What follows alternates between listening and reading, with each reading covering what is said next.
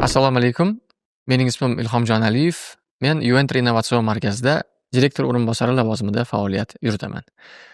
Bugungi mavzu monetizatsiya va biznes modellari. Ko'p odamlar startap haqida gapirganda birinchi bo'lib g'oya haqida gapirishadi. Bizda zo'r g'oya bor, bozorda bunga o'xshash narsa yo'q deyishadi. Lekin tajriba shuni ko'rsatadiki, g'oyani o'zi hech narsani anglatmaydi. Agar uni orqasida puxta ishlab chiqilgan model bo'lmasa. Startup metodologiyasining asoschilaridan biri Steve Blank shunday degan: startup bu kengaytiriladigan va takrorlanadigan biznes modelini izlayotgan vaqtinchalik tashkilot. Ya'ni g'oya bu boshlanishi. Asl vazifa barqaror daromad manbaini topish. Ha, aynan vazifa. Startapingizda pul hech qachon asosiy maqsad bo'lmasligi kerak. Pul bu indikator, natija, lekin mazmun emas. Asosiy maqsad muammoni hal qilish, odamlarning hayotini yengillashtirish, jamiyatga foyda keltirish. Steve Jobs o'z vaqtida shunday degan edi: agar siz foydalanuvchi uchun chinakam foydali narsa yaratsangiz, daromadning o'zi ortingizdan ergashadi.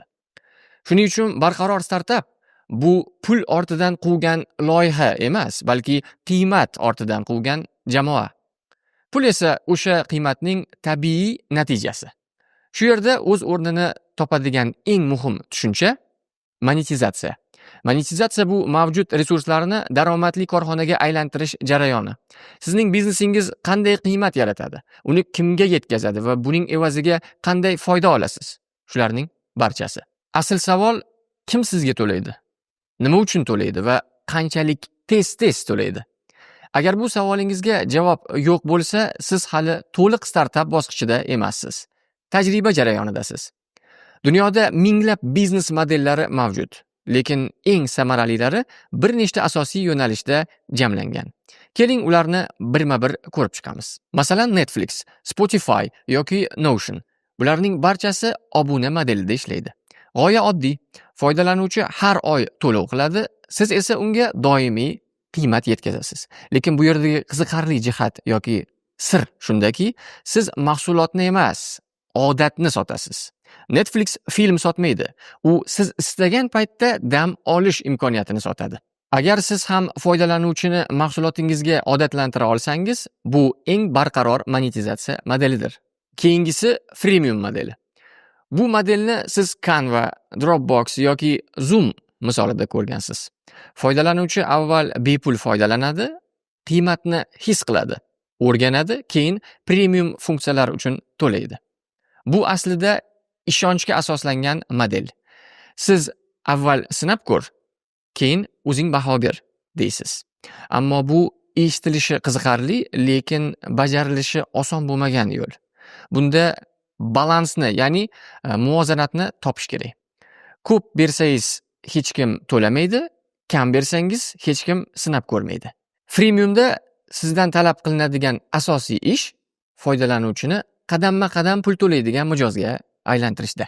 Yana bir kuchli yo'l marketplace yoki tranzaksiya modeli. Amazon, Yandex.Go ular mahsulot ishlab chiqarmaydi. Ular odamlar o'rtasida aloqa yaratadi.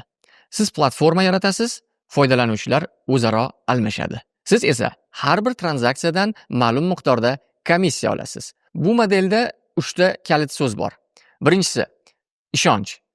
Chunki foydalanuvchi sizning platformangiz orqali begona odam bilan ham bitim qiladi. Ikkinchisi qulaylik. Chunki u murakkab jarayonni bir tugma bilan hal qiladi. Va muvozanat.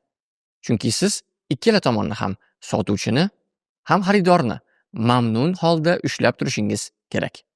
Agar siz 3 narsani bir joyda ushlab tura olsangiz, siz shunchaki mahsulot emas, ekotizim yaratyapsiz. Xizmat ko'rsatishga asoslangan startaplar uchun esa komissiya yoki agentlik modeli samarali ishlaydi. Masalan, marketing agentliklari, dizayn studiyalari, konsalting kompaniyalari. Bu modelda siz har bir loyiha yoki xizmat uchun haq olasiz. Ammo bunday biznesni kengaytirishning yagona yo'li avtomatlashtirish. Taklif yuborish, hisobot, aloqa, bularning barchasini tizimlashtiring. Shunda sizning xizmat modelingiz sekin-asta platformaga aylanadi. Ko'plab muvaffaqiyatli agentliklar aynan shunday yo'l bilan SaaS kompaniyaga aylangan. Texnologik startaplar esa ko'pincha litsenziya yoki B2B modelini tanlaydi. Bu modelda siz intellektual mulkingizni sotasiz. Ya'ni texnologiyani, kontentni yoki dasturiy yechimni. Bu sizga barqaror kontaktlar, daromad manbaini beradi. Ya'ni bir marta yaratasiz, ammo undan doimiy ravishda daromad olasiz. Bugungi eng muvaffaqiyatli startaplar va katta kompaniyalar esa odatda bitta modelga to'xtamaydi. Ular gibrid yondashuvdan foydalanadi. Bozor o'zgaradi, texnologiya o'zgaradi, demak, model ham o'zgaradi. Yodingizda tuting. Monetizatsiyasiz g'oya bu shunchaki hobbi. Ammo to'g'ri tanlangan biznes modeli orqali g'oyani chinakam kompaniyaga aylantirish mumkin. Demak, innovatsiya hikoyani boshlab beradi. Monetizatsiya esa uni davom ettiradi. Startapingiz davomli bo'lsin.